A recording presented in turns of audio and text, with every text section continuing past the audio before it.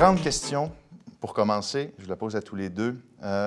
Les Américains ont voté pour un nouvel ordre mondial, disant entre autres Mark McKinnon, un chroniqueur, journaliste Globe and Mail, et Julien Touret, vous signez dans une chronique au Devoir l'ordre mondial en péril, quelques jours avant l'élection de Donald Trump.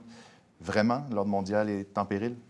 Vous l'avez souligné, hein, Donald Trump a été, au cours de sa campagne, le premier candidat à l'élection présidentielle d'un des deux partis majeurs à évoquer la remise en question de ces deux piliers de l'ordre international établis par les États-Unis au sortir de la Deuxième Guerre mondiale, à savoir les alliances, notamment l'OTAN, mais également le libre-échange. En ce sens, Donald Trump répond, si vous voulez, à un certain changement de l'état de l'opinion publique américaine qui, au moins depuis une dizaine d'années, se fait peut-être un petit peu plus isolationniste. C'est une opinion publique aux États-Unis qui doute de plus en plus des vertus du libre-échange. Elle voit le libre-échange comme un facteur de chômage et surtout un facteur de pression à la baisse sur les salaires.